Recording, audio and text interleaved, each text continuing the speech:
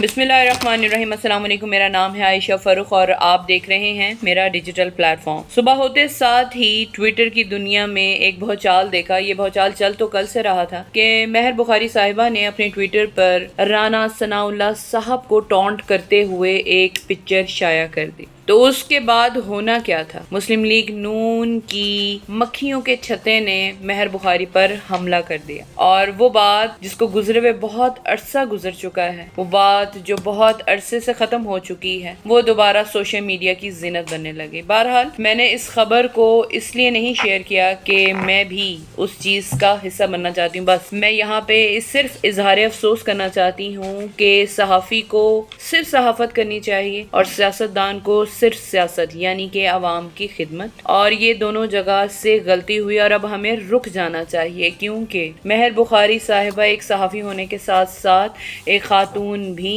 ہیں، ایک ماں بھی ہیں، تو ان کی عزت کو مقدم رکھنا چاہیے۔ اس سلسلے کو اب رک جانا چاہیے۔ بہرحال ابھی سیاست کی دنیا سے جو خبریں ہیں وہ خبریں یہ ہیں کہ بابر اعوان صاحب یہ بات بڑے برملا کہہ رہے ہیں کہ نواز شریف صاحب نے جو دوڑ لگائی تھی وہ اکیلی تھی اور وہ اکیلی دوڑ میں بھی ہار ہی جاتے۔ اور خبریں یہ بھی ہیں کہ جو سیاست کی بیٹھک بیٹھ رہی ہے، رات تک کہا جا رہا تھا کہ علی محمد خان صاحب کو وزیر اعظم کے لیے نامینیٹ کیا جائے گا، لیکن آج صبح سے یہ خبر بڑی زور پکڑ چکی ہے کہ اب یہ ٹوکری گند کی یا بوجھ کی دوبارہ وہی گدھا اٹھائے گا جس نے 18 مہینے ہم لوگوں کی خدمت کی اور یہ اعلان کیا کہ جب وہ اس دنیا سے چلے جائیں گے تو اللہ تعالیٰ پوچھیں گے آپ نے کیا کیا۔ تو انہوں نے فرمایا تھا کہ میں نے پاکستان کو ڈیفالٹ ہونے سے بچا لیا، انفارچونیٹلی ڈیفالٹ۔ بہرحال یہ بھی خبریں ہیں۔ اس کے علاوہ سب سے اہم خبر یہ ہے کہ علیم خان صاحب کی جیت کو بھی چیلنج کر دیا گیا ہے۔ اون چودھری کبھی جیت جاتے ہیں کبھی ہار جاتے ہیں، اور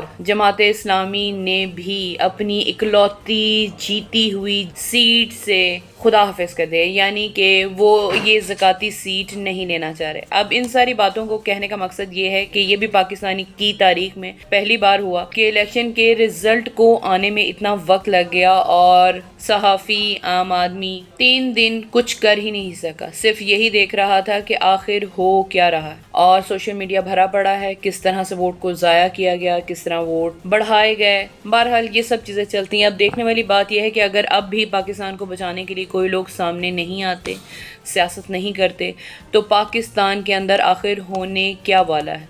ابھی صرف آپ کو اپڈیٹ کرنے کے لیے ہونے کیا والا ہے، یعنی کہ اب پھر صحافت میں بھی جنگ ہوگی، سیاستدان بھی جنگ کریں گے، اور جو مٹھائی آپس میں بندر بانٹ چل رہی ہے وہ بندر بانٹ میں فیصلہ ہوگا، اور پھر صرف سیاستدان ہی ہیں اپنی ان سیٹوں کو انجوائے کریں گے اور غریب عوام کو پھر کچھ بھی نہیں ملے گا۔ نواز شریف صاحب نے جو وکٹری کی اناؤنسمنٹ کی، جس انداز میں انہوں نے آتے ساتھ ہی برملا یہ بات کہی کہ ان کو کام کرنے کے لیے 10 سال یعنی کہ 2 بار کی حکومت چاہیے تبھی جا کے غریبوں کی سنا جائے گی، تو ابھی تو ممکن نہیں کہ غریبوں کے معاملات سالو ہوں، یعنی کہ ہمیں بینگ ایک عام پاکستانی اس بار کی گورنمنٹ کی اپوزیشن بننا پڑے گا۔ یعنی وہ اللہ تعالیٰ کہتے ہیں کہ ظلم سہنے والا بھی اتنا ہی مجرم ہوتا ہے جتنا ظلم کرنے والا۔ تو اسٹے ٹیون، ابھی پھر ملتے ہیں آپ سے۔